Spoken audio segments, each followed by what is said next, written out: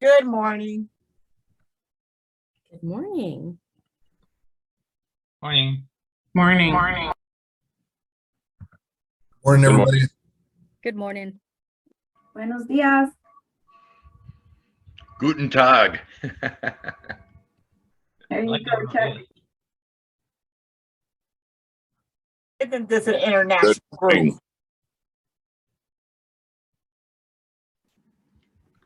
Good morning. Good morning. That sounds like Dennis. Morning.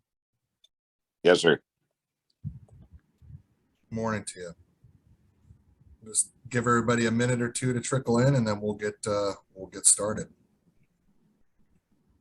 Hope everybody's week's off to a good start.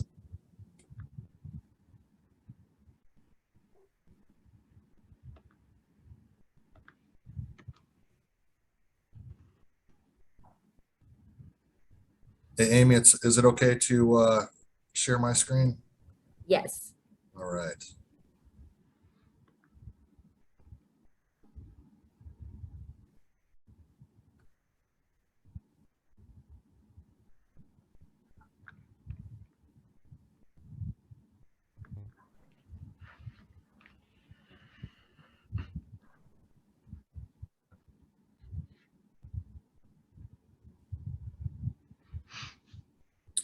All right. Well, good morning, everybody. Tess is not going to be able to make it today, so I will be your host and guide for today's accident engagement. For those that don't know me, Jim Zenner, I'm the director over at Military Veteran Affairs.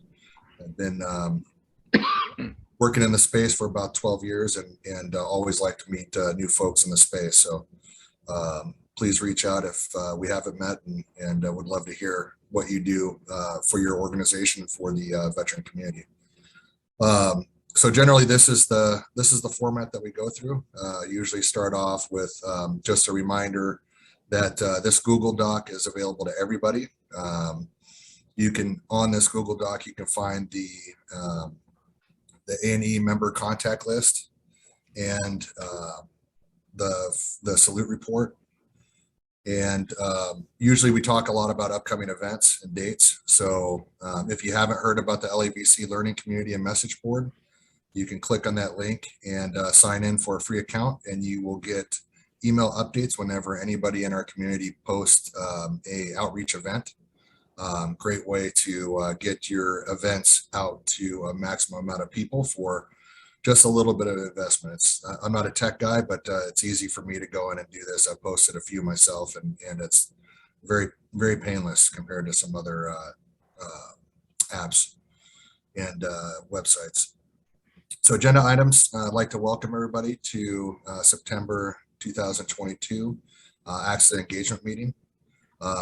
Let's go ahead and start. For anybody that's completely new to the group, or maybe you haven't been here in a really long time and this is your first time back, if you don't mind just briefly introducing yourself and which organization you represent, and maybe a little bit about what you do. Good morning. My name is Amy Osborne. I'm with Alpha Connection Youth and Family Services. We currently are not working with the veterans yet, but we are looking to provide services and actually begin a program. So this is our very first meeting. So I do not know anybody. So it's a pleasure to meet all of you. What we currently do is we are a licensed facility through the state of California for children's residential. We're a short-term residential therapeutic program, and we're actually going to be transitioning from working with children to hopefully working with veterans. Great. Well, welcome, Amy. Thank you so much. Look forward to connecting. Good morning. My name is Frank Medina. I'm with the American Red Cross from San Gabriel Pomona Valley chapter. And we're soon to open up a resource center for veterans in our area. And now that the pandemic is over, we're hoping to get that started real soon. So thank you very much for inviting me. Wonderful. Welcome, Frank. That's out. Is that out in Pomona? We're actually in Pasadena. Our chapter headquarters is in Pasadena, but serves the greater San Gabriel Valley and Pomona area as well. Great. Welcome. Mm-hmm. Oh, I guess I'll go next. Oh, wait. I guess I'll go next. Can anybody hear me? Loud and clear. Yeah. Okay. All right, so hi, my name is Paul. I'm with Century Institute, Inc. We are a veteran-owned and operated company. What we primarily do is we do firearms and security certification courses.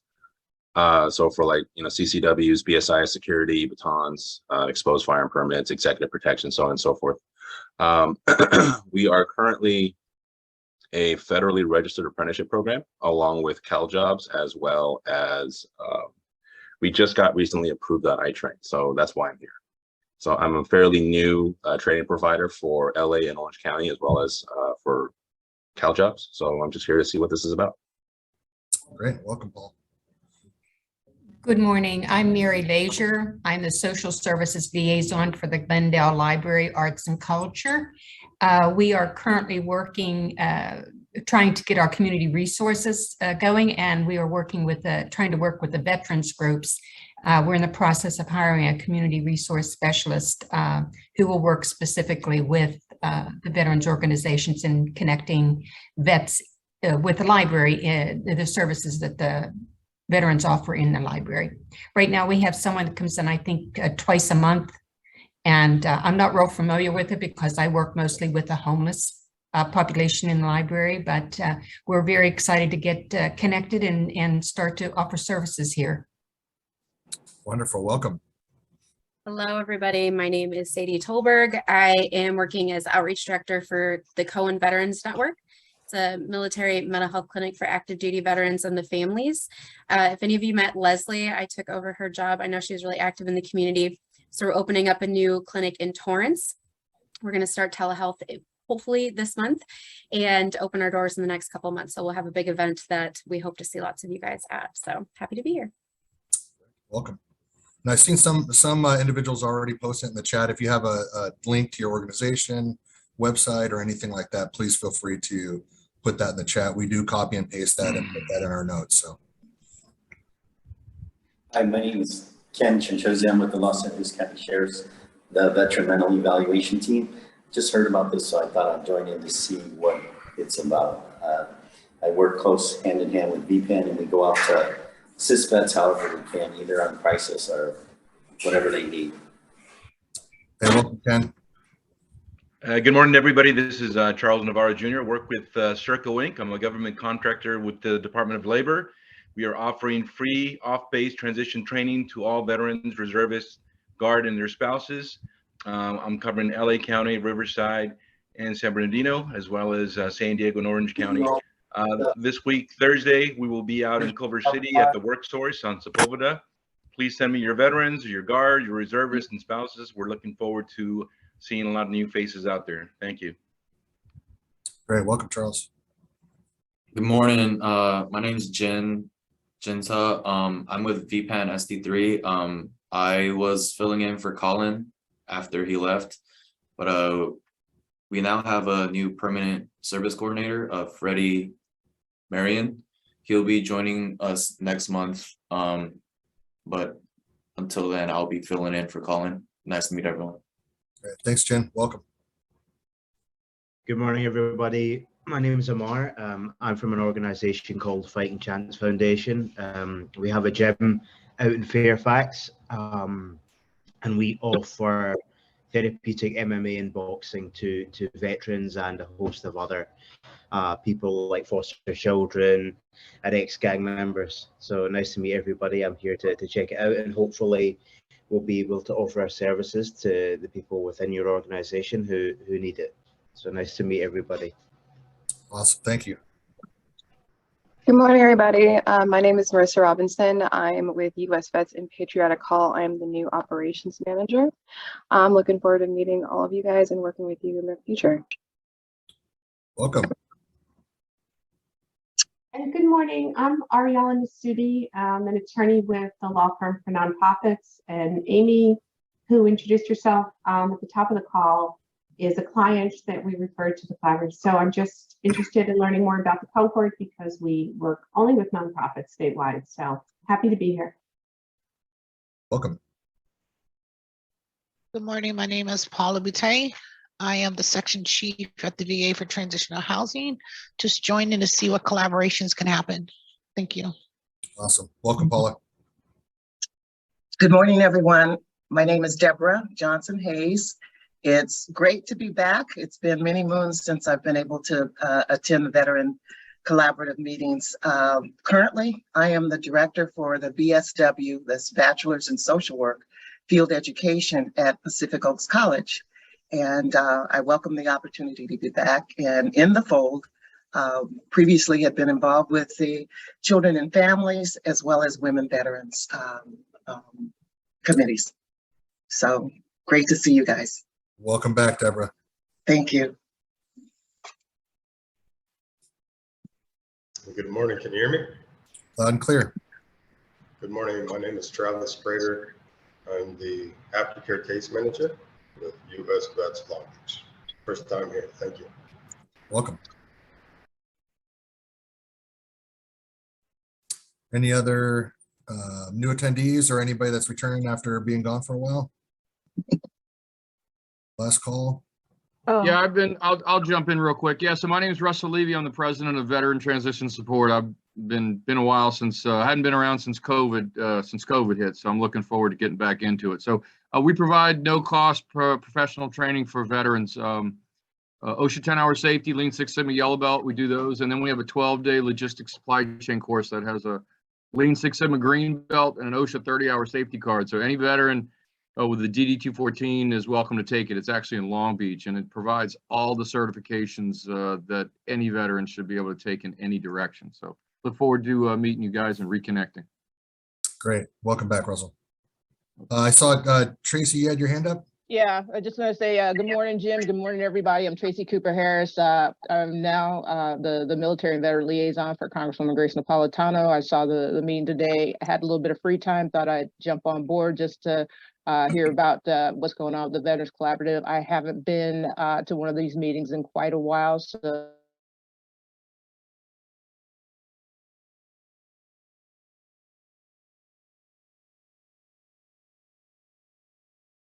yeah, I was going to introduce myself. Hi, everybody. I'm Charles Mitchum. I'm with UCLA Veteran Affairs Relations. Just came on in, I guess it was June. So I'm really excited to be here and working with you guys. Right on. And Helika?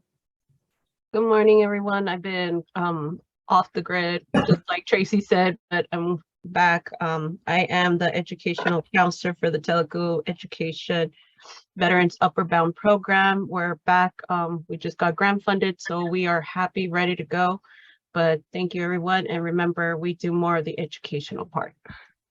Awesome. Welcome back. Dadisi, did I pronounce your name right, sir? Sure did. Said it perfectly. Good morning. My name is DC Elliott. I'm the Veteran Program Support Specialist for the Employment Development Department. I'm an intermittent participant. Glad to be back. Looking forward to hearing some valuable information today. Thank you. Awesome. And just in the interest of time, if you're new, I'm so sorry. We're going to go ahead and get moving along. Please put your information, your name, your organization, and a link in the chat, and just mention that if this is your first time here, or if you're returning after a little bit of a hiatus. So mission of this group is really, really a group of, we're really looking to bring in navigators, people who really work with veterans face to face, to come in and share events, share programming, and then also share the barriers, what's working, what's not. We have some folks actively that are in the policy realm, both at the state, federal level, as well as county on these calls. And so we're looking for gaps in policy, and we're also looking for gaps in services, helping a lot of folks get off the streets, things like that. It's not, in one agency that can do all. We're all very aware of that. So this is a place to really kind of mention if there's any kind of just need that you're seeing that is not taking place and is leading to veterans and their families not getting what they need. So that's really the mission of what this group is. So we'll move right into standing reports. I don't know, Richard, are you on the call? Or I'm sorry, we usually turn it over if Janet Turner's on the line from Ted Lieu's office. All right, she must not be here with us today. Good morning. Of course I'm here. Oh, there you are. Finding that mute button.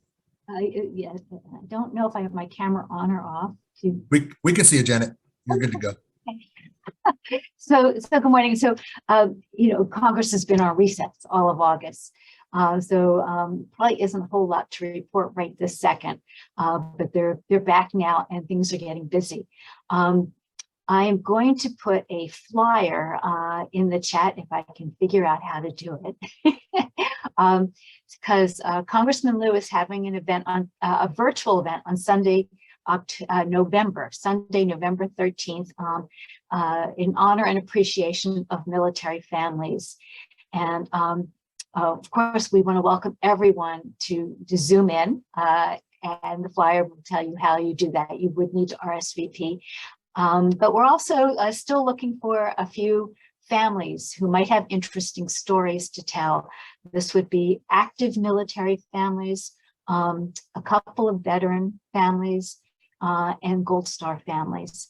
So we do have an event sort of like this every year, and it's very, very popular and very respectful of everyone. And we welcome their input, and it's our opportunity to share with the community some information and appreciation of their military family neighbors. So that's about it for me, and I will figure this out and put it in the chat.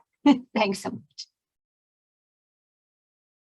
Great. And if not, Janet, feel free to email it to me and I'll go ahead and put it in the chat for you.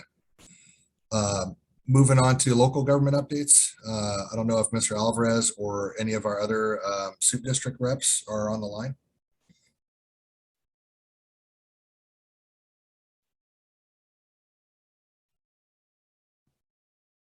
All right, we'll go over to the VSO legislative updates. Mr. Valdez.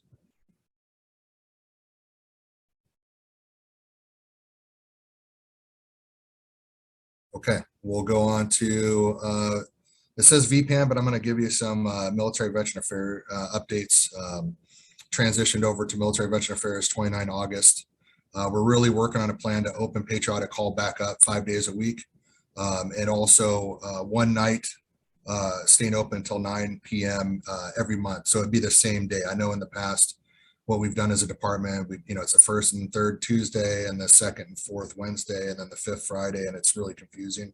What we're looking to do is really just have it be the same night every week, and really allow anybody that wants to host any meetings or any events, free access to Bob Hope Patriotic Hall. We really want to drive a lot of traffic.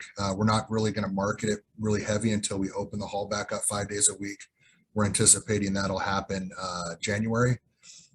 Very interested in bringing VSOs in to convene, use the space, plan, but everybody's welcome. If you have if your organization wants to host any events at Bob Hope Patriotic Hall, please reach out to us, and we'd love to get you in and help support you and your event at Patriotic Hall. VPAN updates. Really it's a DMH MVA initiative. Really kind of DMH and MVA, we're working very closely together to really integrate the work of our VSOs from MVA with the work of all the peer navigators through VPAN. We have a really big opportunity to refine kind of how we operate, and we're just looking to make it very efficient so we can increase access to VSOs in LA County. That's an ongoing feedback that we get as a department, is that our VSOs are not as accessible. We do currently have 9 vacancies for VSOs that we're really trying to fill as quick as county allows us to fill those. And once we get them, we're going to really take a look at our workflows and make sure that if you reach out to us, you will get a call back and all that. But that's really kind of what we got our head down and are working really hard on right now. VPAN, we're still moving towards hiring up DMH staff. They have, I think, around 16 vacancies that they're in the process of filling. I think all the candidates have been selected, but once they're on board, they will be onboarded, be able to answer the phone on the support line.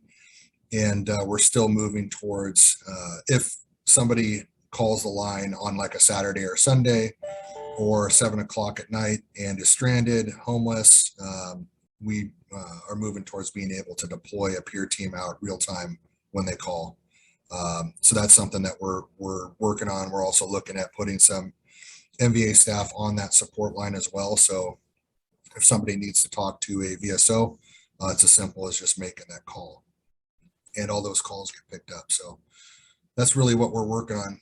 I don't know, Christina Barraza, are you on? I am on, Jim. And All right. before I take over, Amanda had a question here regarding Bob Hope Patriotic Hall. And she was asking if there was a cost associated with using the hall in the future. No, no cost. Great. All right. Thanks, Jim. My name is Christina Barraza. I am the Director of Veteran Programs with SoCal Grant Makers. And talking about needs, Jim, there are two. One is through the ETS program, the Expiration Term of Service program. We're looking for anyone who is interested in sponsoring a soldier who's transitioning out of the military. We all know how hard it is, how difficult it can be. And so anyone who's military or civilian who cares about our service members and veterans and is willing to commit some time, please let me know and we can get you certified within 1 day. The next item is a Women Ambassador Program. I am a woman veteran, 24 years Army Corps.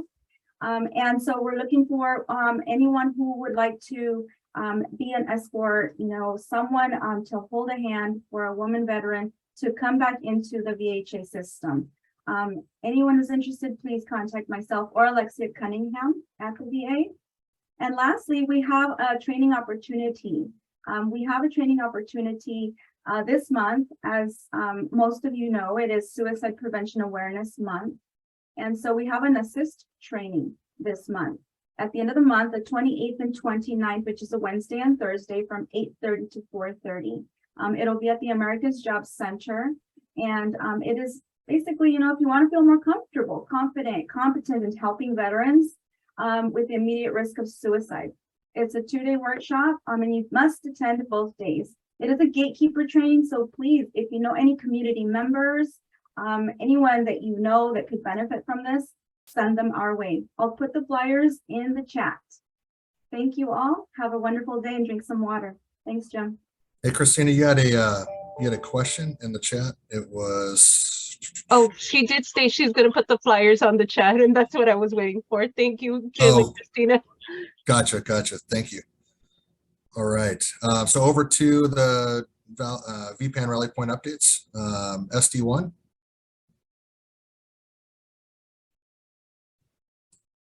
We have anybody from SD1 on the call? Yeah, I'm here, Jim. Sorry. Good morning, everyone. My name is Leo Trinos. I'm the VPAN Program Manager for SD1 with JVS SoCal. And I'm just going to go ahead and touch on a few of the outreach events we've had.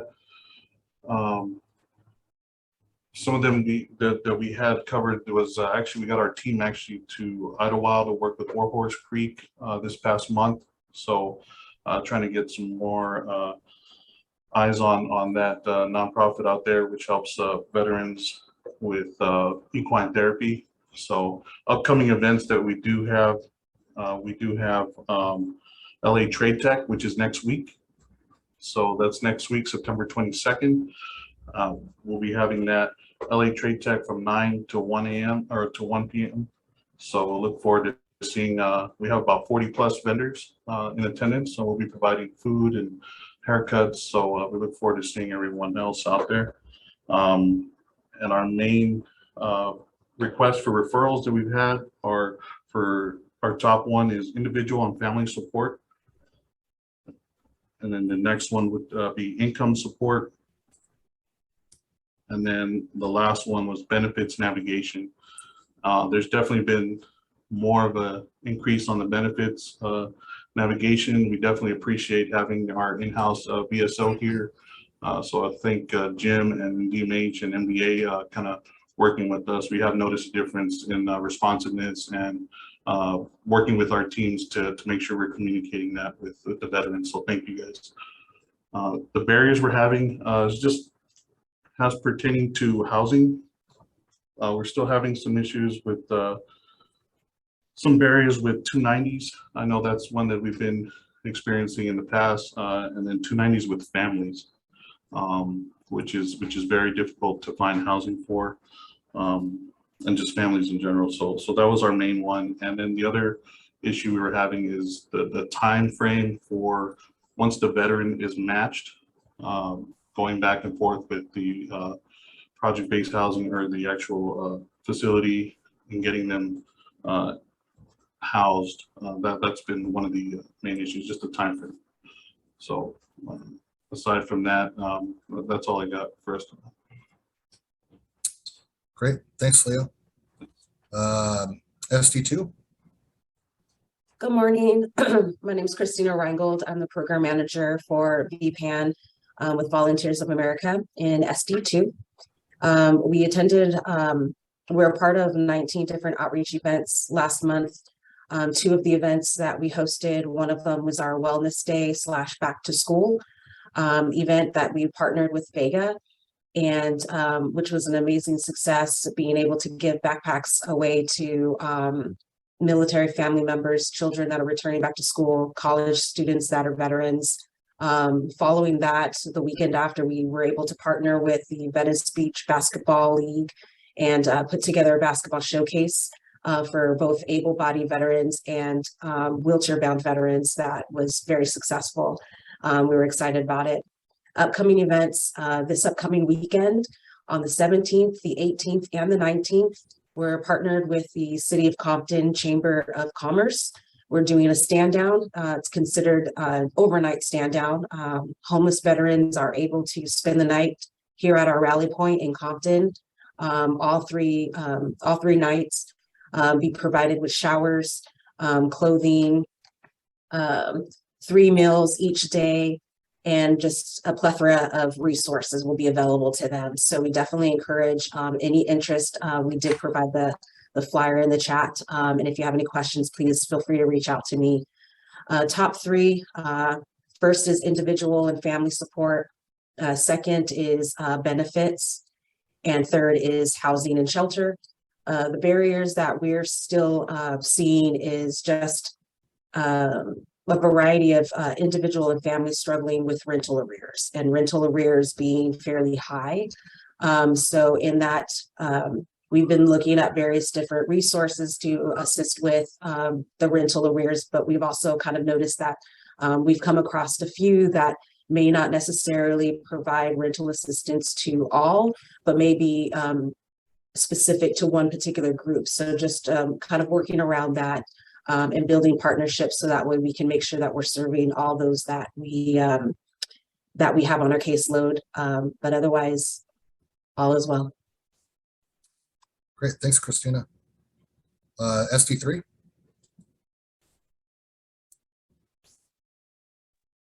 Yes, good morning. As far as outreach events, we had or we didn't host this event, but we had a Vets Hole in One. It's a veterans golf outreach program. They hosted an event and we participated in it at a Penmar golf course. They had a total of 38 participants, and we were able to get some veterans who needed help from there. As on top of that, we had our caps that we're continuing to do. We've actually closed down one of our caps because we didn't get any foot traffic from there. It's with VFW 3834. And moving on to upcoming events, so far we have the stand down at the West LAVA that we're going to be participating in. That's going to be happening on November 16th of this year. They're expecting about 1,000 veterans to show up, so we're gonna be supporting the VA with that in whatever capacity that we can. For our top 3 services that we provided this month, it's going to be individual family support, benefit navigation, and income support. And as far as barriers go, for this month, we've lost a couple of we've lost some staff here at our rally point, but we're slowly building back we just hired a new service coordinator that he'll be up and running within the next week. And we just lost the battle buddy last week. She had to move due to a personal issue. So we'll be able to hire a couple more battle buddies within the next month or so. But other than that, that's all I got for you guys. Could you go through the top three one more time real quick, Jen? Yeah, no problem. It was individual family support, income support, and benefits navigation. Great, thank you. SD4? Yes, good morning, everyone. Thank you, Jim. Just before Matt reports out, I want to say thank you to DMH, MBA. They've been very supportive. We had a busy month, but with the ongoing collaboration, we had some good successes this month. So I'll go ahead and turn it over to Matt Castillo, and he'll go ahead and report out. Hey, morning, everyone. Matt here. So for our outreaches, we had 17 outreach events that we attended for last month. For this month, upcoming outreaches, right now we're at the La Mirada community health event. And then this Sunday, we have two family days. We have the Los Alamitos family day. And then we have the 394th Engineer Company in Maywood Family Day that we're going to attend this Sunday. And then for our top three, we had benefits and eligibility, and then we had peer support for number 2, and employment. For our barriers, interim housing, so getting people into shelters, especially families. We kind of struggled with getting families into shelters, whether if it's what they want, or we can usually find it, but it's usually not what a family wants to do, is be in a shelter. So that's one barrier. VASH wait list. The wait list is pretty long right now. And then I think I heard SD3 or 2 say it. The rent arrears. We're finding a lot of veterans have some high rent that they owe right now. And we've been trying to use SSVF if it's available, or change reaction, but just another barrier we've been coming up seeing. Another thing, our housing coordinator, he accepted, so he should be starting towards the end of this month. So our housing coordinator should be joining here soon. And I think that's it for us.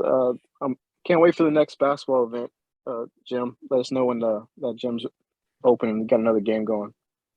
Yeah, thanks, Matt. Thanks, Jesse. Yeah, I forgot to mention first and third Wednesday of every month we play basketball from 5 to 8 at Patriotic Hall on the 10th floor. So please, if you're in the area, stop by, put your basketball shoes on, and shoot some hoops. Hey, Jim, it's Janet Turner. I have a quick question for Matt. Yep. Matt, you said that the VASH wait list is long. How long? How long is it taking?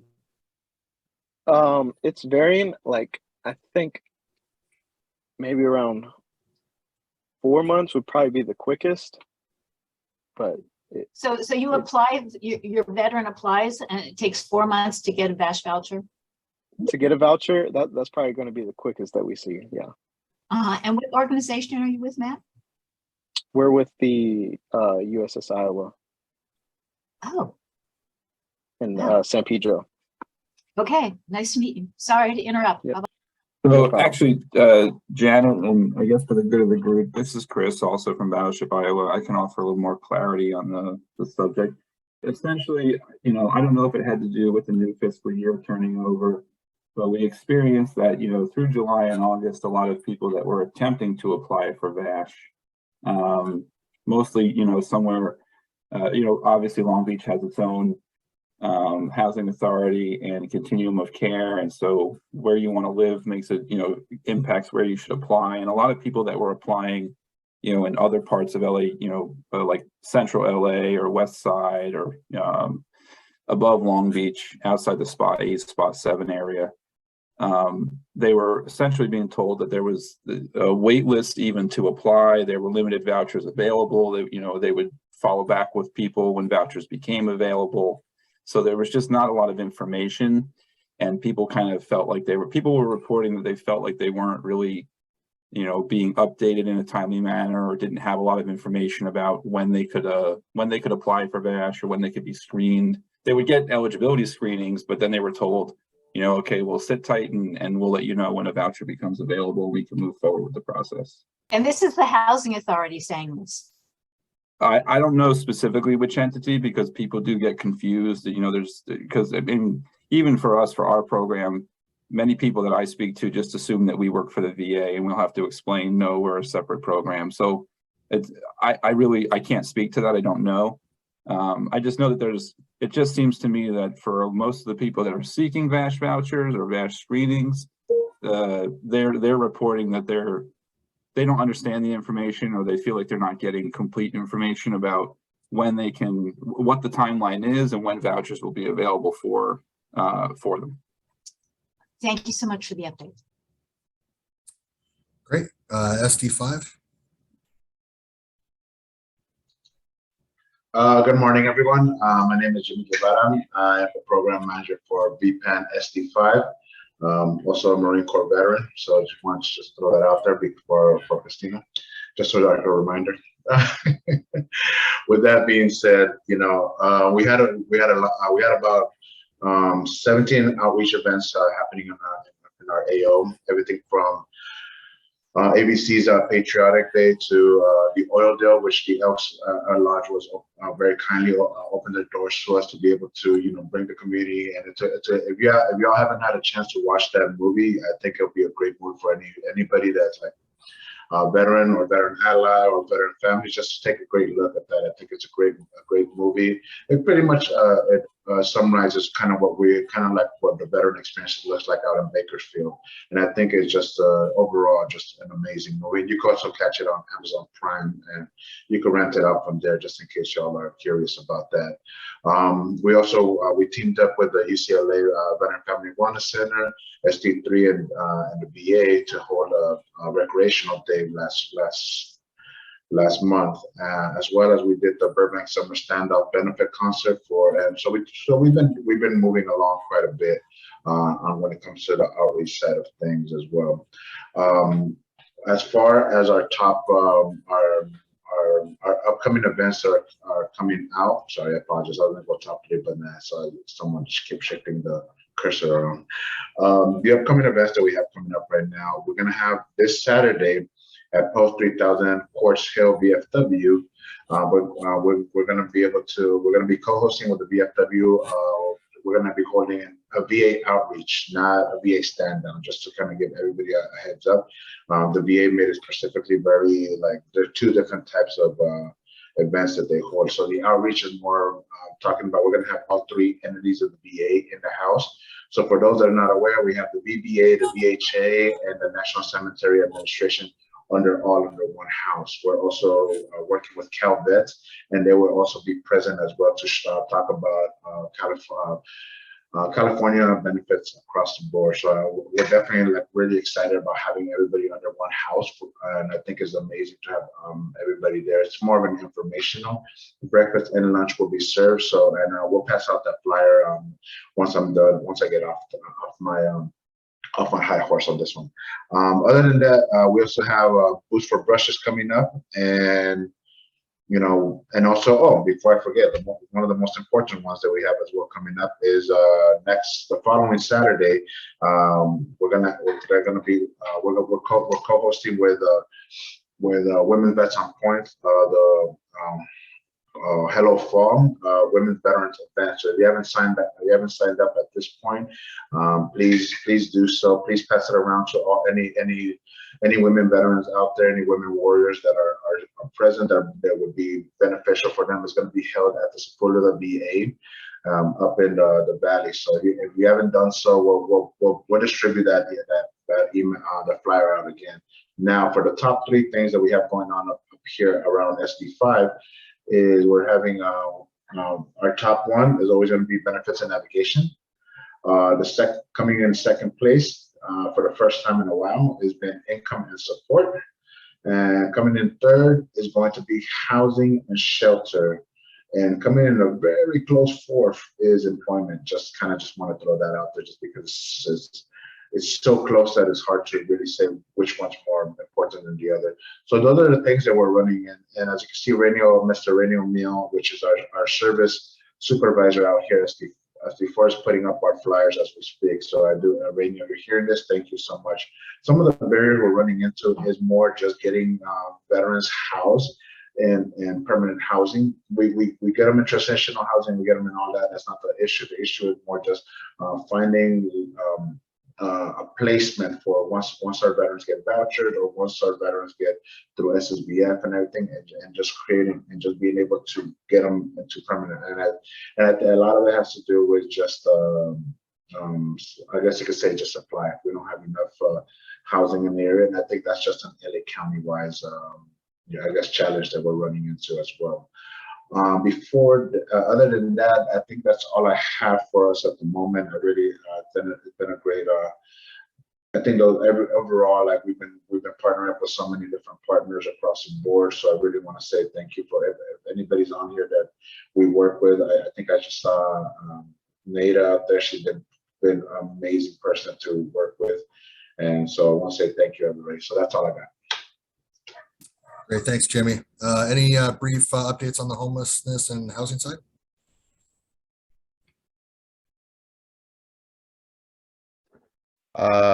If Jen is not about to speak, I'll speak on her behalf. At today's meeting, we're going to be helping Jen and her colleagues at LASA, who report that they're getting a lot of requests from elected officials at all levels for briefing on what homeless veterans need. So at our meeting today, we're going to be talking about that, and that'll be both policy and resources. I imagine things like having to wait many months to get a VASH voucher should come up. So it'll be an interesting opportunity for people to think about what's going on in your professional lives and what our elected officials can do to help. Great, thanks, Steve. And that really illustrates, why it's so important and why we appreciate you all attending that are doing the work on the ground. I mean, this really, as Steve goes into those meetings and Janet goes back and briefs her boss, it really helps drive the agenda and make sure that the needs are front and center. So appreciate you all a lot. Anything over from Amanda on the public counsel side or legal side? Not much. One thing that came up in a case, and I didn't know if people knew, was that not only do you have the eviction moratoriums, but I was contacted recently by a vet who rent had gone up, and if you are in a rent controlled apartment or rent stabilized unit, any rent increases are technically illegal at this point in time. So we contacted the county who's moving forward on that, but that's just an interesting tidbit. So if anyone in their own personal life has had their rent go up and they're in a rent stabilized unit, you are entitled to get your money back, as well as go as to what the rent was prior to March 2020. So thank you. Awesome. Thanks, Amanda. Neil, are you with us today? I sure am. All right. It is all yours, sir. Awesome. Thank you.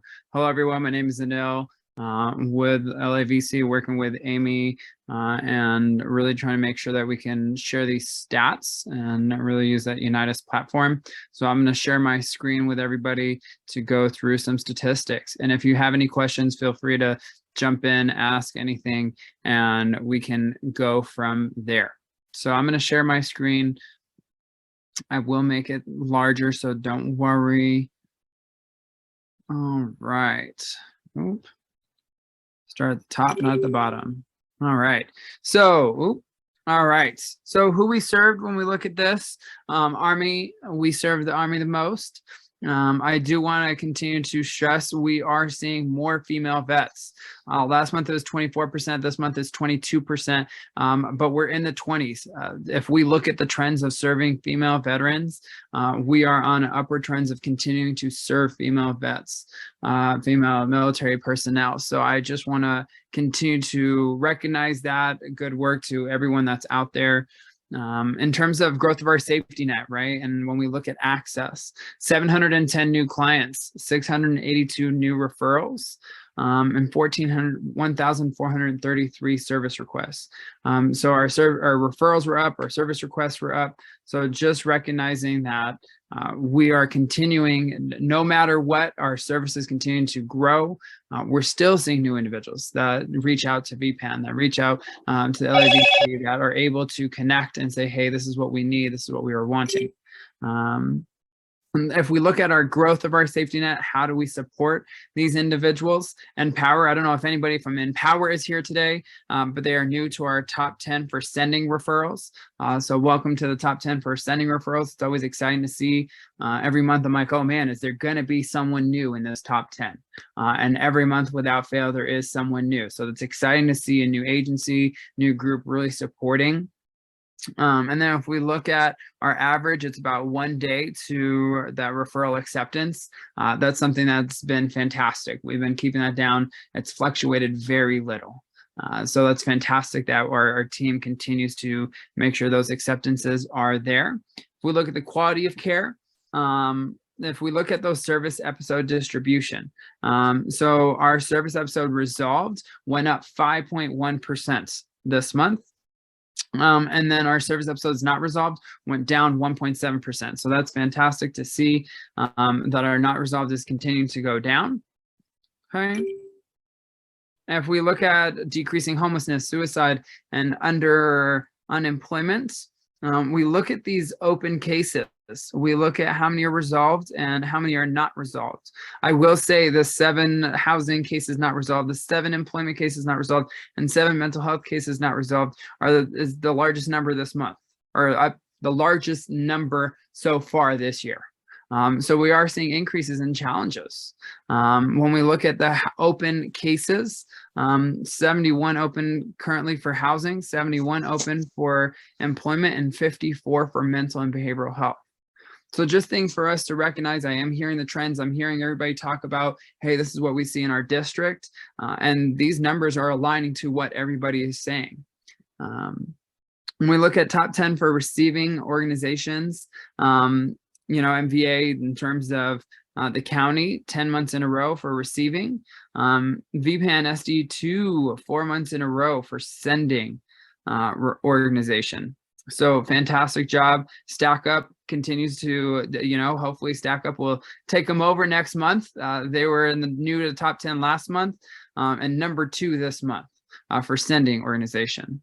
So continue working hard. We really do appreciate you guys. I want to recognize all the different groups that do support our veteran families, our military families. So fantastic job. And then if we go to top 5 needs, I will say individual and family support up, housing and shelter up. Okay, income support has gone down a little bit, employment has gone down a little bit, but individual and family support has gone up a great amount. Benefits navigation has stayed at the top 1 most of the times. Okay, and if we look at, this is top 5 needs for 2021, all of last year. This is top 5 needs of August. It should say August up there, my bad. And we just want to make sure that, again, benefits navigation is still a challenge. So how can we continue to address this? How can we make sure that we are there to support everyone going through these challenges? If we look at trends, this is one of my favorite slides. We have August there. We see that benefits navigation has gone up a good amount, 203 last month, 318 this month. If we look at individual and family support, went up from 167 to 246 this month. Okay, so there's definitely trends. When we look at mental health jumped from 38 to 95 this month alone. Okay, and same with employment, 79 to 123 this month. So we're seeing increases in these different needs and these different service requests. So, keep working hard. I do appreciate everyone. I'm going to stop sharing if anybody has questions. I know I kind of speed through that. It's just we have limited time and I want to make sure we have everything going. Any questions?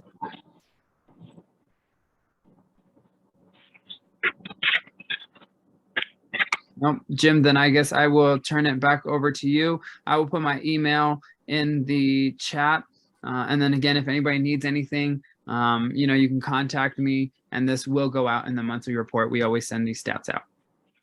Great. Thanks, Anil. Appreciate that. I mean, that really puts some perspective into what we're seeing as far as the need in our community. So appreciate that. So I got the okay to go a little over from our executive director. So we got some time to do a sound off. This is open to everybody, like taking a look at what's working, what's not working, and where the gaps are, both on a service side as well as a policy side. This is time to speak up and let us know what's working and what's not. Yeah. Good morning, Jim. Can I be recognized? Yes, sir. You are recognized. Yeah. Hi, this is Dennis Anderson. I'm the a veterans advocate in the Antelope Valley and serve on the Los Angeles County Veterans Advisory Commission for Supervisor District 5. Try not to mind the motorcycle noise outside. It's not gunfire. It's just guys mowing the lawn. In any event, the Antelope Valley Vietnam Memorial was plundered this past weekend. The theft was discovered. This is the mobile memorial that presents all over Southern California on patriotic holidays. And a trailer and about $15,000 worth of gear used to construct the half-scale memorial of the Vietnam Memorial in Washington was taken in the theft in Palmdale. So the veteran community is kind of reeling this morning, and we'll be figuring out ways to make up the deficit. They do promise that the Vietnam Wall presentation set for Veterans Day is going to go ahead because they did not get the panels with the 58,000 names on it. But it was a pretty big hit. So I wanted to make that aware for VPAN going into the Saturday outreach at VFW Post 3000 in Quartz Hill. And also that this weekend, the local agency nonprofit group Vets for Veterans is putting on its spectacular veterans car show on Sunday at Palmdale City Hall, the park behind Palmdale City Hall. So that's what I had, but I did want to share with everybody. If you see a white trailer rolling down the road, it's got stuff that we used to build the Vietnam Memorial. So it was a theft of sacred artifact. Yeah, sorry that that happened, and thank you for the update and good intel for the team. I see Brenda has her hand up. Yes. Hi, good morning, everyone. Can you hear me okay? Yep, loud and clear. Awesome. So my name is Brenda. I'm the Army Readiness Employment Specialist for the P3 office. That's the private-public partnership for the Army. And so what I do is I connect with those civilian entities that want to hire our Army Reserve soldiers, our veterans, and military spouses. I usually go and brief the units directly during their training, and I bring some of the partners. So that's one of the things that are working with us or for us is that the partners that have stepped out and come with me to the briefings to talk to the soldiers. We have veterans that come out and meet with the employers and the agencies that are providing training and services for them as well. One of the challenges that we're having is that a lot of our Reserve and National Guard soldiers don't qualify for that veteran status just yet. So a lot of those services are not serving them. So there is a lot of financial struggle. A lot of the partners here in the LA area have stepped up their game. JVS is one of them, JVS SoCal, where, the way that they provide services for them is just to treat them as the civilians, right? For the Army Reserve and the National Guard. I still don't like that term too much, but it's better to serve them than to not, right? So, but that's one of the challenges that we have. So yeah, if you want to come out and join me at briefing the soldiers, I know I have VPAN coming up this Sunday to brief one of our units, Los Alamitos, and you have services that you want to provide, even if the Army Reserve or the National Guard don't qualify because they need to have that DD-214, know that the word gets out, and we usually have 1, 2, 3 veterans that show up as well and try to connect with you to get those services. So yeah, that's me. Thank you. Thanks, Brenda. Yeah, we agree with you. That is not the way it should be. Those men and women should have veteran-specific services. And I know right now VPN is a solution, but who we hand off to if they're not eligible, they are generally not veteran-specific organizations. So, but we're committed to working on changing that. Thank you for bringing that up. Hey, Brenda, this is Nate Grazer with SCG. I just have a question about that. Did you, is VPN coming with you to the Los Alamitos event on Saturday? It's on Sunday. Yes. On Sunday? Yes, it's the Battleship Iowa, I believe. Yeah. Mhm. Okay, great. They'll be there supporting. They're awesome people. They have a great Okay. deal of motivation. So yes, I'm excited to have them over. We agree. Oh, that's great. And can I? Oh, go ahead, Nate. Sir, yeah, I was just going to say one way to help bridge that connection is, since VPN is our only fix for now, maybe one of the ways we do that is to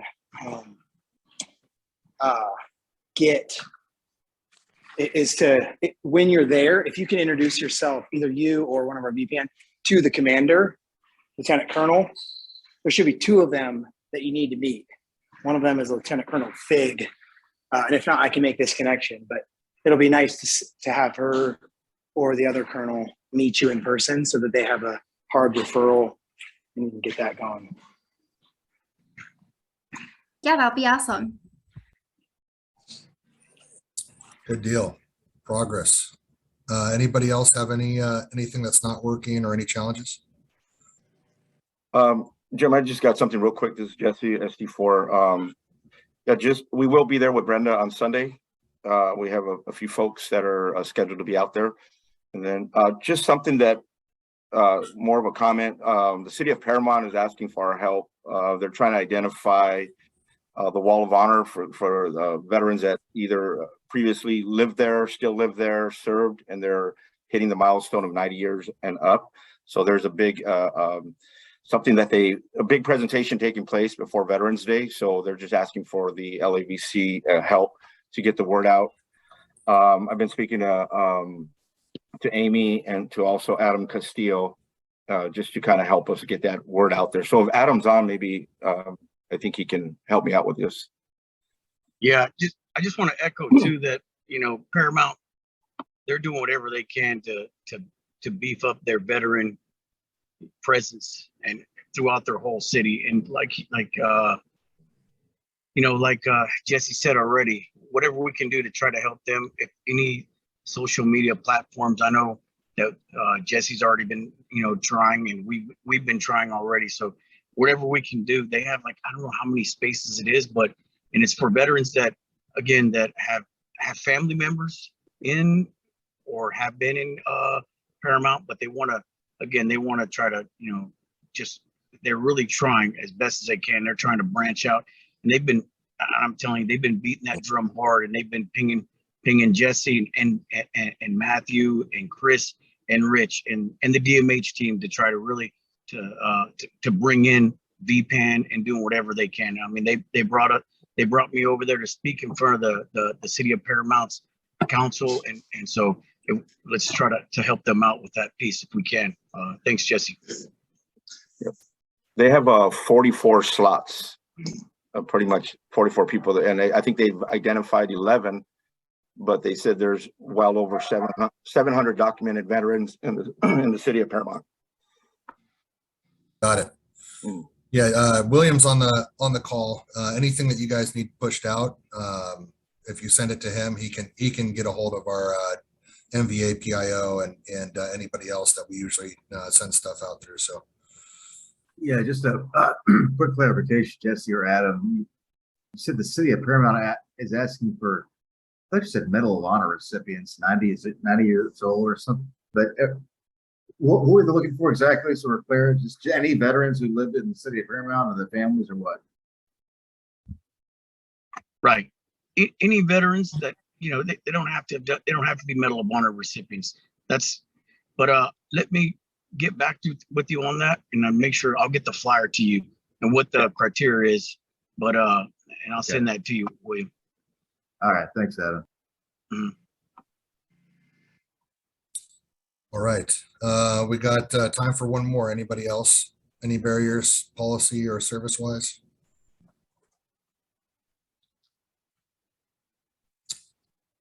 All right, I'll close this out with a quick update. So several of us are down here in San Diego for the CalVet conference. Really what we're talking about is mental health with the focus of suicide prevention and treatment. Housing and aging are the topics. State Governor Newsom allocated 50 million for veteran suicide. 5 million is set to spent on surveillance. So figuring out the data and getting good info on, you know, the veterans that are dying by suicide in the state of California. Another 5 million is going to outreach and education. And then the last 40 million is going towards mental health treatment. So creating more access to mental health, outpatient mental health treatment. So there's still kind of, this was kind of like a think through of how they are going to spend that money. A lot of us in LA gave a lot of input and have been very vocal down here about the needs that we see, and we hear from everybody about how that should look. But just wanting to let everybody know that you know, we're getting some more support for veteran mental health, which is great timing because I see off the data that Anil shared with us today that behavioral health, mental health is going up quite a bit as far as like requests. So good timing. Also, no updates on the governor challenge. You know, how we kind of got everything started here in LA County was through the mayor's challenge, and really created a great working group between the VA and our medical examiner and stuff that led to the veteran suicide review team. So in LA, we're quite a bit ahead of everybody else in the state on this. And the state asked us to help them out as they build out their surveillance program for the entire state. But yeah, that's just a quick update about CalVet and where we're kind of headed as a state. I think that's it on my end. Good to see everybody. This was a record. We had 147 on this call today. I hope it's like just becoming more and more evident that, you know, we're really taking the information, what's discussed here. William's putting it into a monthly product that gets kicked out.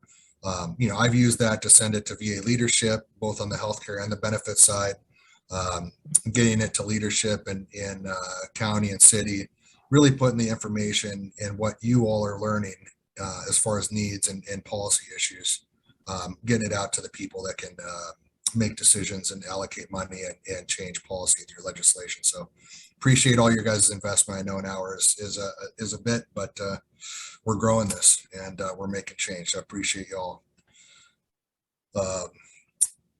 Amy, I guess I will hand it off to you for the main event. Thank you. Thanks, everybody. I do apologize, everyone. My camera for some reason is not working today, so I will be off screen. But we just took a good hour talking about amazing things. So I'm going to go ahead and give us a 5-minute little break right now. Please get some coffee, stretch. Please don't go anywhere. We are going to start our main meeting. And again, we have some wonderful presenters that we really want to make sure the community is aware of certain programs and people and put faces to the name. And of course, that we're going to break out into our working groups at 11, where we're really going to focus on specific issues happening here in Los Angeles. So if you're able to stay on, please do so. Like I said, just take a minute to stretch and we'll be back at 10:06.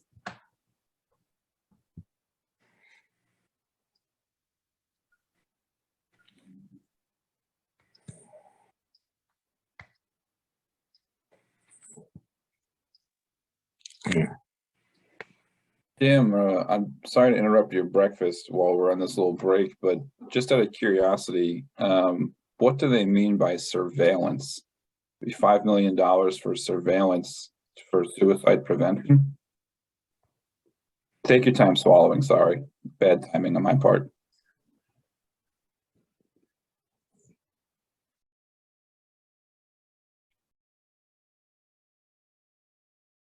Hey, thank you for that. I thought I turned my camera off. I guess, yeah, it's bacon and eggs. It's actually pretty delicious.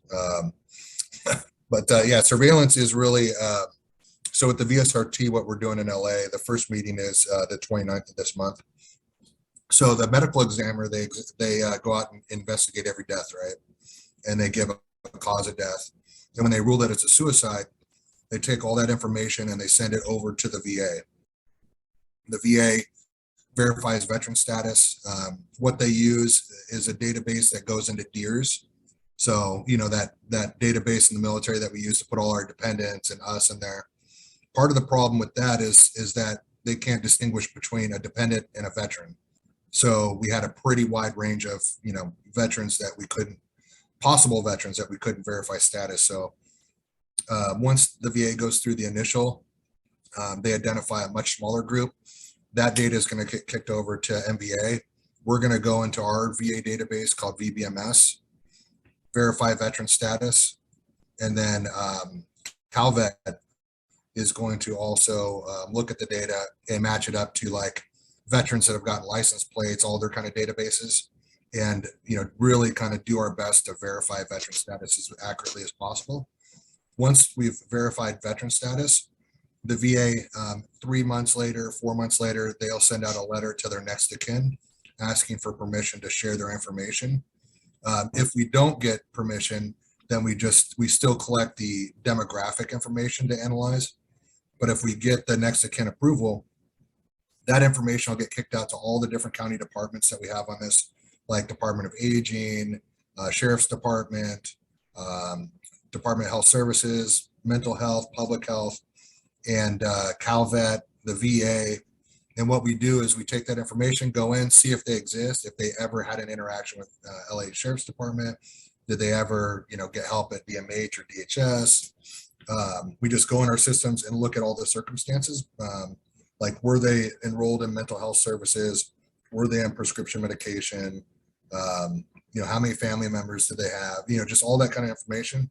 And then we discuss monthly, you know, the circumstances behind people who die by suicide that we got that permission for in the what's called the Veteran Suicide Review Team. And really what we're trying to do is learn trends. Like in another part of the country, they found that veterans were giving their animals away at the local animal shelters. And so that area focused their efforts, like their version of VPAN or whatever services they had, on outreach at the animal shelters, training up the animal shelter staff, signs to what to look for, posting, you know, if you've been to a gun range, they have, you know, the suicide hotline posters, you know, putting that stuff up in the animal shelter. So that's really what they mean by surveillance, is really kind of getting in there and learning.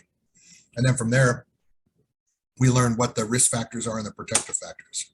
Like, you know, 13% of the individuals that we reviewed were married, and the other 87 were single. So being single is more of a risk factor. Being married is what's called a protective factor.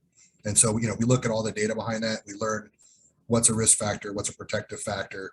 And then, you know, as a county, hopefully we'll invest more money in increasing protective factors and decreasing risk factors. And that's how we get out in front of suicide here. Arrange some shotgun weddings. What's that? I said we're going to arrange some shotgun weddings. I don't know about that. We saw how that worked out in the military. We saw how that worked out in the military. That might not be the best. Right. Okay. Well, thank you for the explanation. That's very helpful. That word surveillance kind of made me nervous, but I understand what you're talking about. Yeah. Yeah. It's really kind of getting in there in the data and learning. You know, I mean, it's really tough to, you know, discuss, you know, veterans that died by suicide every month, but the information that we can learn from that is going to be very valuable. And, you know, how do we invest money in the future as a county to get out in front of suicide? But also, how do we get that intel to you guys so that you guys out there in the field can do what you need to do to decrease those risk factors and increase protective factors. Thanks, Jim. Yep, you bet. All right. Thank you, Jim, for that explanation. Welcome back, everybody. My name is Amy Bravo. I'm the director of the Los Angeles Veterans Collaborative, Air Force veteran, currently still in the reserves. And I'm so appreciative of everyone being able to log on and being here with us today and really wanting to be part of the conversation and part of that change to implement best practices, to make sure we're reducing barriers together, having these amazing conversations. So as my sister said earlier, September is our Suicide Awareness and Prevention Month. So with that, we have a wonderful guest speaker today who's going to be talking about the Not on Our Watch program. So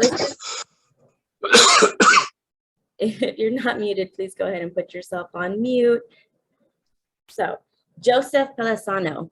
So he is actually born in Glendale, California, where he attended school and participated on sporting teams with the Glendale community, where he learned the importance of teamwork and furthered his experience as he continued his education. He also voluntarily enlisted in the U.S. Navy in August of 1986, specializing in electronic, hydraulic, and mechanical repair operations of naval ships with wide automated gun systems and subsystems. So he essentially was able to, oh, I'm sorry, he lost my place. So right now, Joseph, he is one of the founding members of the nonprofit Wellness Works Glendale, and he continues to serve as a veteran consultant and computer IT technician, and is now the leader of the Wellness Works Glendale, where he's going to be discussing the Not on Our Watch taking place on the USS Iowa. Joseph? Thank you very much, Amy, and welcome everybody, and thank you for the opportunity to speak on this important issue. This year, we are fortunate, after dealing with the pandemic and losing our house at 540, we're gone virtual online and the internet. So our modalities are going to be shifting to a virtual counseling construct.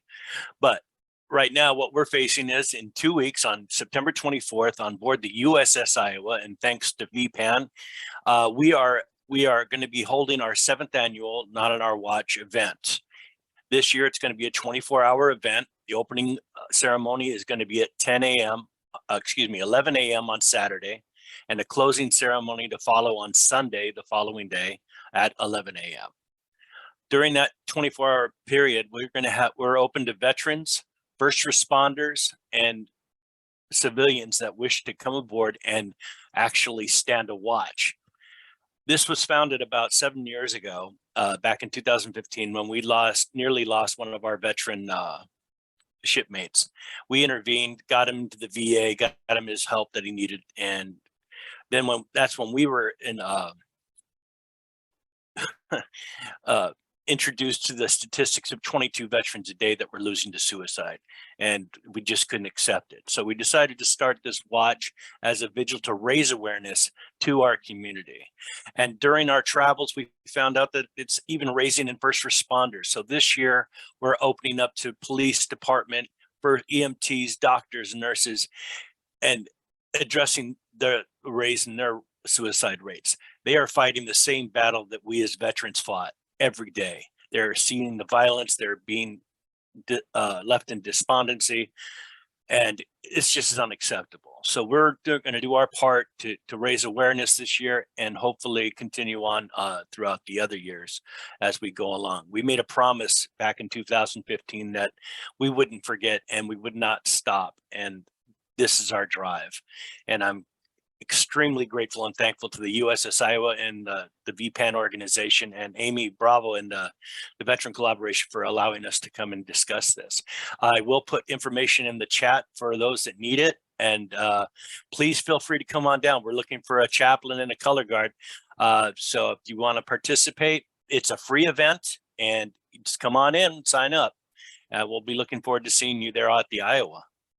If there are any questions, I'm open to answer any you'd like.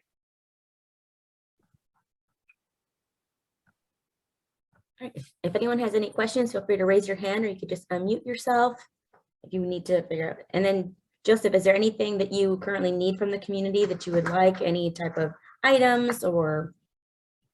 Well, what we're currently looking for is at our closing ceremony, we're presenting a flag to a fallen veteran, a person that we've lost, or that another service member has lost a family member to suicide. We'll be presenting them with the flag at the closing ceremony. So we are looking for a presenter, perhaps maybe a first responder in uniform or a military veteran in uniform, somebody that can play taps. We're kind of like in the middle.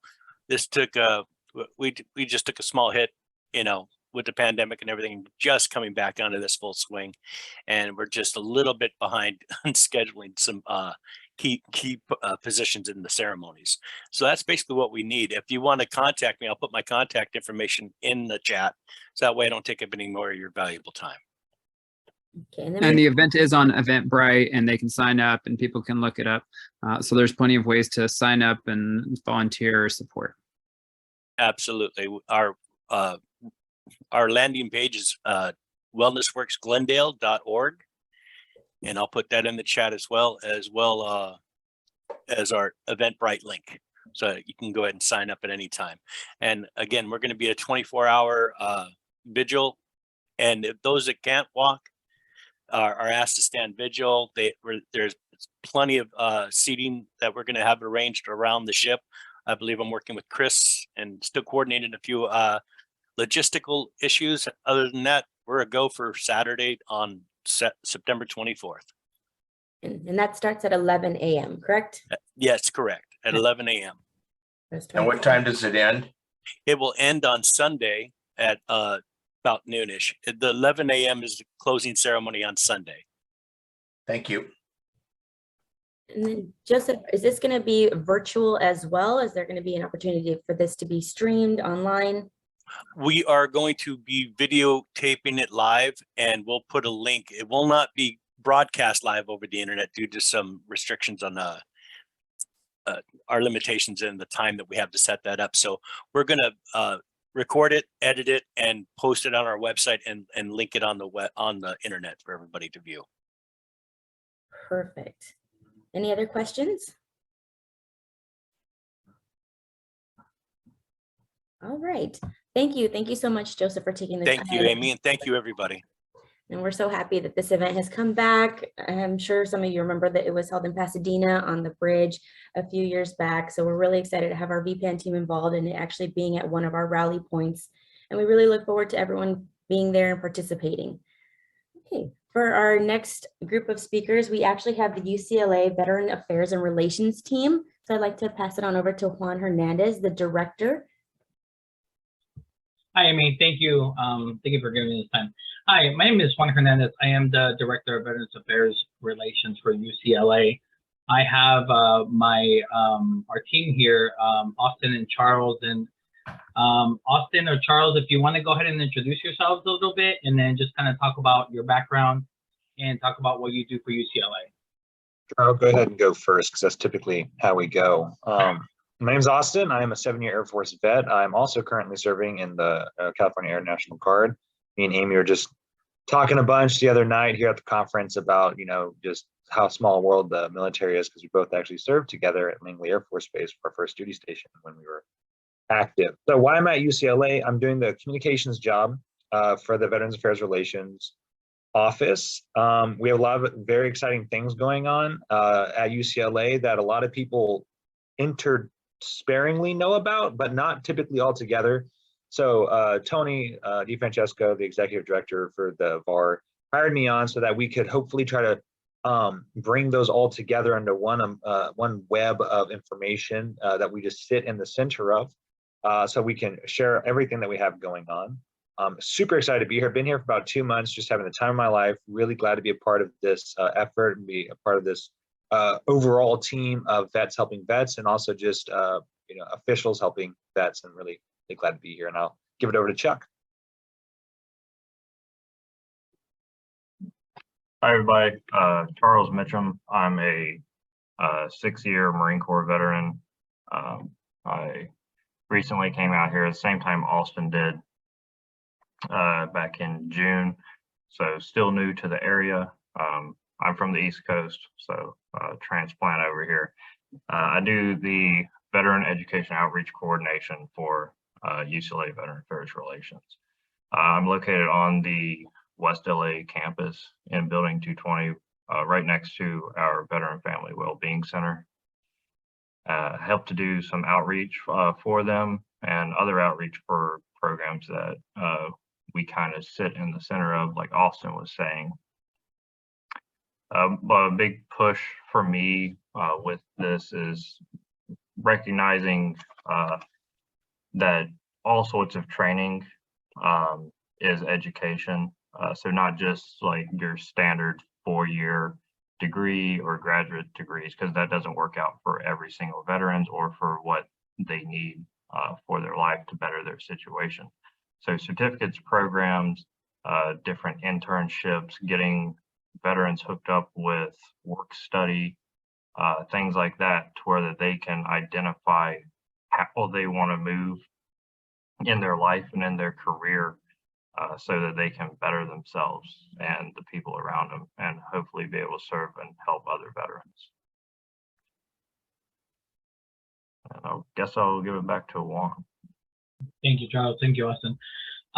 So really quick, the Veterans Affairs Relations team is fairly new. Like Austin was saying, Tony DeFrancesco is the executive director of this program, or of our department. We fall directly under the office of the chancellor at UCLA. So we meet with the chancellor as many times as we can, or his schedule allows. It's one of the chancellor's biggest initiative for UCLA. Obviously, the close relationship we have with West LA GLA. And like Austin was saying, we are trying to communicate the good stories that we have going on at UCLA. Unfortunately, there's a lot of stories that have come out, on CNN, or other stories that have come out of negativity of UCLA. And today, what I wanted to do, I didn't want to talk too much about that. I mean, I want to talk a little bit about that, but I also wanted to talk about the services that we offer that maybe we don't haven't advertised a lot, or haven't really talked about a lot. And that's one of the reasons that Charles and Austin came on board for that. So we do have a veterans legal team that some of you do know that we have.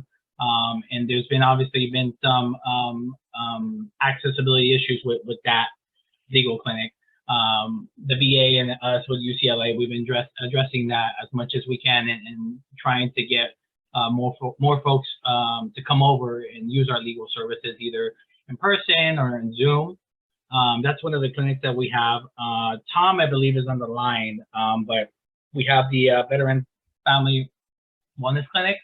And I don't know, Tom, do you want to speak about the clinic really quick? If you don't mind, if not, I can definitely talk about it. Hi, everyone. Yeah, I can do it. Sorry, my camera's a little off right now, but yeah, we're the Veteran Family Wellbeing Center, and what we do is see families, couples, and individuals to teach resiliency skills that you can think of them as relational skills, ways to have strong relationships, to develop closeness within the family. And we find what that does, when families are closer and they're feeling stronger, it works against things that really can harm and injure people, things like increasing isolation or perhaps impulsivity that we know has a really strong impact. So this kind of family work or couples work, or even just building these relational skills for individuals can really be helpful when you're dealing with things like depression or anxiety, or even if you just want to improve your life in general. It helps you do practical things like not just maybe get a job, but stay in a job, right? Because you can get along better with coworkers. So you can think of them as, it's not therapy, but you can think of them as kind of life skills in a way, and strategies to make the present and the future as bright as possible.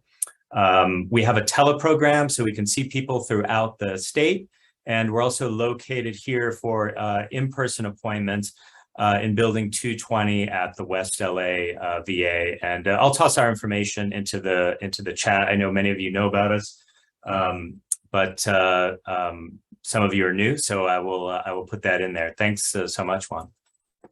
Thank you, Tom. And with the legal clinic helps with either housing issues, benefits issues, issues that veterans experience. What we can do is we're generating some new flyers for them. So if you have any referrals that you'd like to give us, please email us. I will definitely drop my email in the chat, and also drop Charles's email as well. and we'll give it to Amy as well. But please, if you have any folks that do need legal services, please consider us, and that's something that we can do. We also have a meals program that we've been doing for the last couple of years that we serve. I don't know if a lot of people know that, but we actually serve veterans every day. We serve veterans in the CPRS campus and at the DOM as well. Now we're about 130 folks that are at the VA campus that we're actually feeding every day. We've been doing that consistently for the last couple of years. We also have a Center of Excellence. The Center of Excellence focuses on veteran research when it comes to either to homelessness or transitioning. There's a partnership that they have with the VA that that take the data and they figure out, what we can do to best either outreach veterans, help veterans, or, like Charles was saying, just to give them a different aspect on life, or trying to figure out some education for them as well. Real quick, I didn't really introduce myself because I was letting everybody else do it. So I'm actually an Air Force veteran. I was in 12 years, 6 years active duty, 6 years National Guard. Also a Operation Iraqi Freedom veteran. I'm originally from San Diego, born and raised in San Diego. I was lucky enough to get picked up for this position almost about a year ago from UCLA. So I've had the pleasure of being in San Diego and being in a lot of the various veterans meetings in San Diego. I was working for Congressman Scott Peters as his veterans representative in San Diego. So I got to just collaborate with San Diego in general for the last 5-6 years. So it was nice to see we're at the CalVet Summit. I was at the CalVet Summit yesterday and Monday. So it was nice to see, folks from San Diego. And it was great to see a lot of folks from LA. It was just awesome to have that presentation. And like Jim was saying, speaking about what's going on in LA and how we can collaborate, just not at the state level, but LA in general. I was also having a conversation with Robert Graves from DAV, which was great. I love having those one-on-one conversations. It's important for us to collaborate as much as we can. And I know, like, I want to go back to what we said. I know there's a lot of negativity out about UCLA, but at the end of the day, what we're really trying to do is help veterans. And you can see by the way the hiring has been going, you have 3 veterans on the staff, that's 6, that were, in key leadership positions at UCLA. So you can tell that UCLA is very serious about this. They wouldn't be hiring folks like us if they weren't. And, obviously they're taking a lot of our ideas and a lot of our ideas and initiatives into play and, putting their money where their mouth is as well. So, like I said, if there's anything that I could do, is there anything that Charles or Austin could do, please reach out to us, and then we'll continue to be in a lot of various veterans meetings. And if you guys have any questions, yeah, please feel free to ask.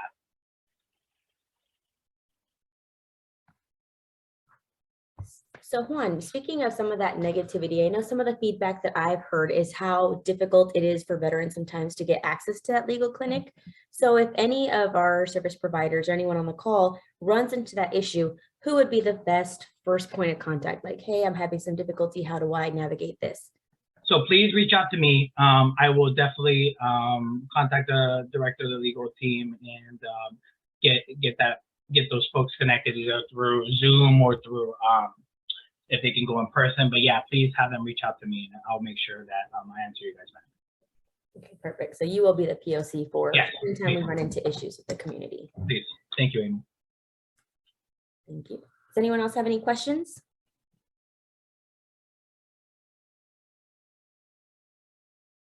Are there any programs that you're looking for in the future, Juan, that you want the community support with, or anything that your team is looking to help support within the community?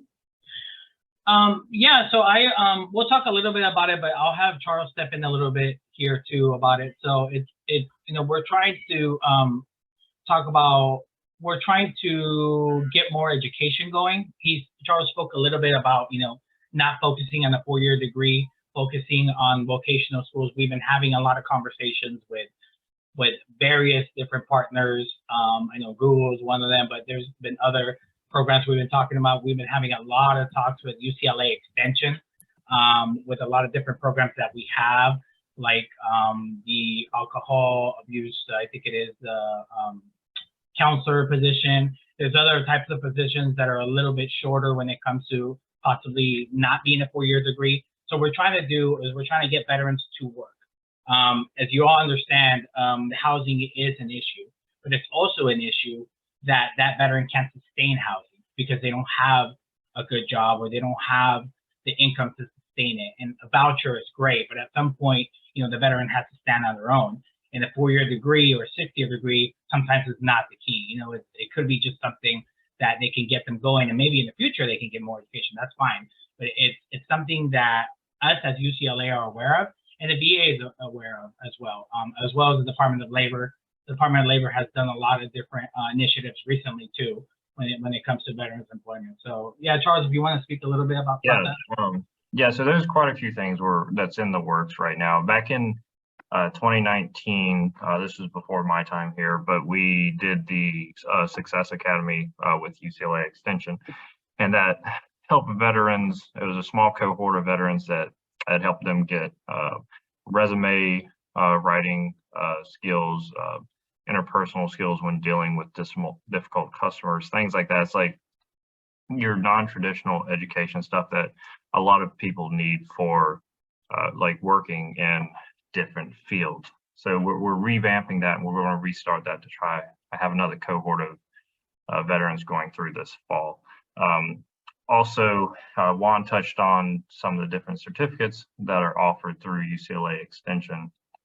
And some of these certificates, I think there's 3 of them that are actually funded. So veterans can go through and get these done for free. You don't have to use your GI Bill. You don't have to pay out of pocket for them. There's grants and things attached to them.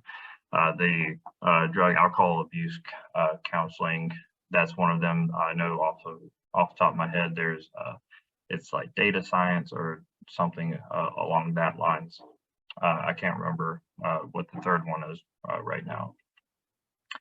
But I've talked with some people on this call too about the whole work study thing and trying to get veterans put into places to where they can see if this is something that they want to pursue for a career by different going into work studies at different areas. Because a big thing with maintaining employment and that stuff is finding a sense of purpose. And if you can find a sense of purpose in your work and what you enjoy doing, it's going to help you maintain that and enjoy your life more and not slip back into unemployment or housing insecurity. It's going to hopefully revamp that veteran's entire outlook on how they are experiencing life. Thanks, Charles. And lastly, we'll keep attending this meeting, but obviously we have ideas, but we want to hear from you guys as well. I mean, that's the whole point of us being as a collaborative is that this is a collaborative effort, whether we're talking about San Diego, LA, California, it doesn't matter. It's a collaborative effort, and we might not have the best ideas. You guys might have the best ideas. So we'd love to hear from you, and we could definitely take that back to leadership. It's something that all 3 of us are very passionate about, and all of us being veterans, all of us having that experience, us 3, we connect very well, and it's something that our leadership is obviously hearing that. So that's for me. Yes, I love UCLA. I love coming here, but I wouldn't have came here from San Diego if I didn't believe in what they're doing at UCLA. And obviously Charles and Austin moving themselves to LA, it tells you something. I mean, these folks are doing it because they're passionate about it. So I'll just leave you with that last note, and I hope to hear from you guys soon. Juan, Paul has his hand raised. Paul? Yeah, go ahead. What is the scope of the legal clinic's jurisdiction? Do they include active duty families, just veterans, and what kind of cases? So most of the cases that they see, and I can get back to you about the active duty part. I believe they do, but I'll get back. So most of the cases they've been seeing lately has been housing issues, especially with COVID. Eviction is one of the issues that they've been seeing, and benefits issues as well. Those are the ones that they've been seeing. But mostly right now, it's been housing. Oh, and some of they deal with minor legal issues, like when it comes to like misdemeanors and tickets like this, stuff like that. They do deal with some of those issues. And you guys see National Guard and Reserve, right? Right one? The legal. I believe so, yes. Yeah. I get what I'm gonna do is we're advancing the flyer, and that's something that I gotta get to you guys. That's something that hasn't been done in the past, but I will definitely get a new flyer out to you guys for the legal. Yes, I believe so, Jim. Awesome. Yeah, and just something else to point out is you guys changed the locks. The VA changed the locks on the building to make it more accessible. The phone out in the front has a directory. So I've seen some movement and really appreciate you guys taking that serious and moving that forward. Still think somebody out there would be the best bet, but it sounds like Charles is working on that work study. So that's good to hear. I appreciate it, Jim. It hasn't been easy. It's something that, we are aware of. And, as it just, I mean, I don't want to say too much, but, working with the VA is, sometimes has its challenges, and it's just, it's something that we constantly hear at meetings, and we're trying our best to get that fixed. Awesome. Well, I mean, the only other additional feedback I would have is as we kind of get more together here in LA around transitioning veterans, and looking at what Columbia University has as far as their general studies program, just how it's so veteran friendly. I think we might have an opportunity. You guys are already, sounds like, working with Extension, UCLA Extension, but maybe creating some kind of pipeline specific for transitioning veterans and looking to streamline that process, whether it's a different, I'm not too familiar with academia, but just looking to kind of, I don't know, maybe there's a building over on West LA campus to have a veteran program specifically for transitioning veterans. But I think that's probably the next step of feedback that you'll probably hear, because we are definitely committed out here in the county to get in front of that transition. And on the spirit of that, Jim, that's a great idea. Me and Charles have been having talks with USC, even though, they're rival school and everything. What we like about USC is obviously they have a lot of different programs. And we want to do is in the future, start sharing ideas together to see how we can impact veterans in education. It hasn't really been done in the past for various reasons. Who knows why? But like I said, a lot of us are new, so we don't really have those old things that are going on. But I think there's a lot of new folks at USC too. So those folks have been reaching out too. So that's been great for us.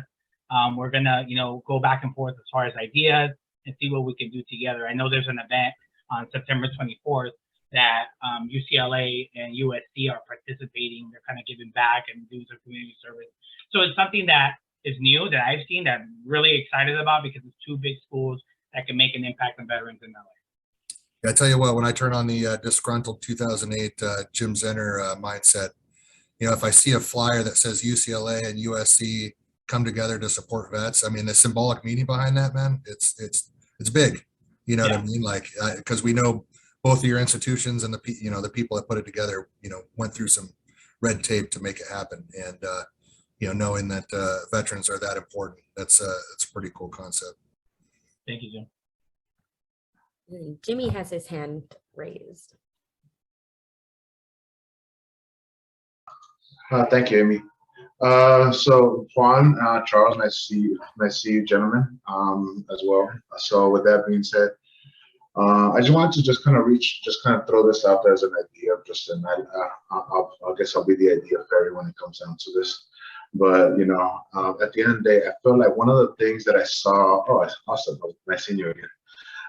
With that being said, one of the things I saw when I was at CSUN was that a lot of the student veterans are kind of disengaged from, if you're talking about student veterans, they're all disengaged in their own little programs, right? I think the biggest thing to have for them is just if you give them a hub where they can meet at least once a year or twice a year and talk about what's working in their community college, their veterans college. I know the SBA does its own national thing, and they probably do another one, but it's like a lot of times I remember having this conversation back at CSUN back in 2015 and 16 with a lot of student veterans from not only UCLA, CSUN, Pierce, LA Valley College, and a bunch of other ones. Now we're all working in this platform on the back end now. but I feel like if you were to bring them together and create something where they could be like, where they could maximize their student veteran experience, I think that would be amazing, especially if you're now working with USC and UCLA. And I sit on both sides of it, right? I'm a USC alum, but I work for the Bruins as well. So it's I work for the Bears. So with that being said, I just want to just throw that out there as a concept of an idea, and maybe everyone else that might be sitting on here that are on the student veteran platform would be great to bring their organizations to the table. Great, thank you, Jimmy. And please, I'm gonna go ahead and put my email in the chat, but yeah, if you don't mind just shooting that to me so I can get your response. I definitely, that's something that's very interesting, and I'd like to talk to you more about it. Thank you, Jim.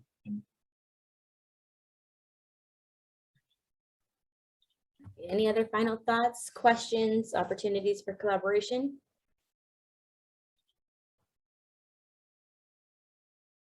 All right, thank you. Thank you all so much, Charles, Austin, Juan, and Tom. Thank you guys so much for joining us and kind of letting people know a little bit more about the program, putting a face to the name, and really hoping to do some good stuff in the future. Thank you, Amy. All right, thanks, Amy. Okay, wonderful. So I have a few announcements before we start going out into our breakout rooms. So I know we've been continuing to host the collaborative virtually. It just seems like it's easier for most people to be able to log on and avoiding traffic. However, the month of December, it will be an in-person only. That is when USC has agreed to give us some preliminary results of the research study that they've been doing for SoCal, for the Southern California veteran, which includes San Diego, Orange County, and LA. And so we are not able to record that meeting. So we will actually be doing that meeting in person. So please put it on your date, put that date on your calendar, the second Wednesday, of course. And we hope to see some of you in person in this face-to-face. Again, most of us are over here at the CalVet Summit in San Diego, and it's actually really nice to start reconnecting with people back in person. But again, understanding the constraints that many people might have, we're going to continue virtually for the month of October and November. However, again, December will be that in person. And then, it's going to be at the Bob Hope Patriotic Hall, assuming that it's nice and open and available to us now that they have a new director. So that's the tentative plan for December 14th at Bob Hope Patriotic Hall will be the in-person Los Angeles Veterans Collaborative. So with that, there's a lot of things happening with our Women Veterans Working Group that I wanted to announce to the entire group before we go out into our working groups. So they're really focusing on looking for women veterans, right? Getting them into their community, making sure that they know what services are available to them, women-specific services. So a couple of those events, next week, they're going to be hosting the Hello Fall, Women Vets in the New Season. It's really focused on bringing services to women veterans. That's going to be at the North Hills VA. If Krishna, is there anything you'd like to add about that? Did she disappear on us? Oh. All right, sorry. I think we lost her for a second. That's fine. So again, it's going to be at the North Hills VA next week on September 24th. And then another big one that I kind of want to let the entire group know is we are hosting the Battle Boutique. This is meant to emulate the Operation Dress Code that they did in Northern California, where it focuses on providing professional attire for women veterans and their family members, and allowing them to have this transformative experience surrounding employment. So the plan is to do resume reviews, to do actual hiring organizations that are actively looking to recruit women and women veterans into their programs. We would also like to do mock interviews and then have an opportunity for headshots. So really encompassing all the needs that women might have when they're looking for employment opportunities. So with that, if you're wondering, how can I possibly help? There's several ways you can help. One, if you have any items that you would like to donate, we're looking for lightly used, if not new, professional attire that we can give to women veterans at this event. We are also looking for mentors, people who are actually able to look at those resumes and help provide positive feedback so that women can get hired, that they know how to use their skill sets and translate them on paper. We're also looking for employers who are actively seeking and providing competitive wages for our women veterans in Los Angeles. And then we also would like some volunteers, right? People who are going to be there the day of to make sure that they can create a comfortable environment for these women veterans as they're navigating through these different spaces and really just seeking family, essentially. So with that, we do have the flyer. I put it in the chat earlier. So there's an option there if you'd like to be a volunteer, or if you have an expertise in doing hair, doing makeup, or even you're a shopping professional, then we would really like a lot of help and support from our community on this event to really show the veterans in this community, especially our women veterans, how much we want to support them and make sure they're taken care of. So again, if you have any questions about that, please feel free to reach out to me directly or to attend our Women Veterans Working Group and connect with our co-chairs, Rocio Palmero and Krishna Flores, to see how you can get involved. Does anyone have any questions?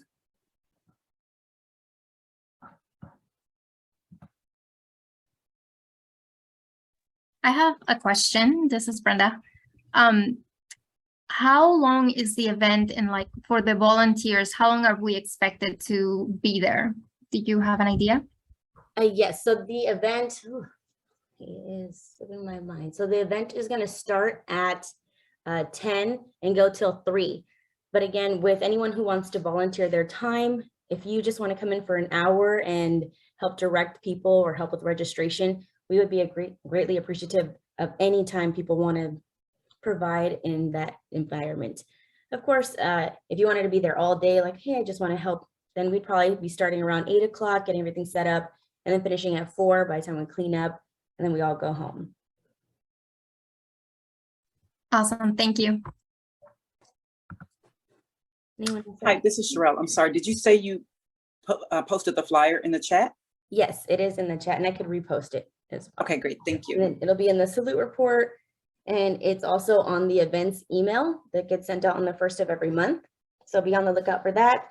If you are not on our newsletter, please feel free to put your email in the chat. And is there contact information if we actually want to volunteer or have professional services that we can maybe provide or share? Yes, so the Eventbrite link is available for women veterans to log on and actually select the time that they would like their style and glam and their shopping experience.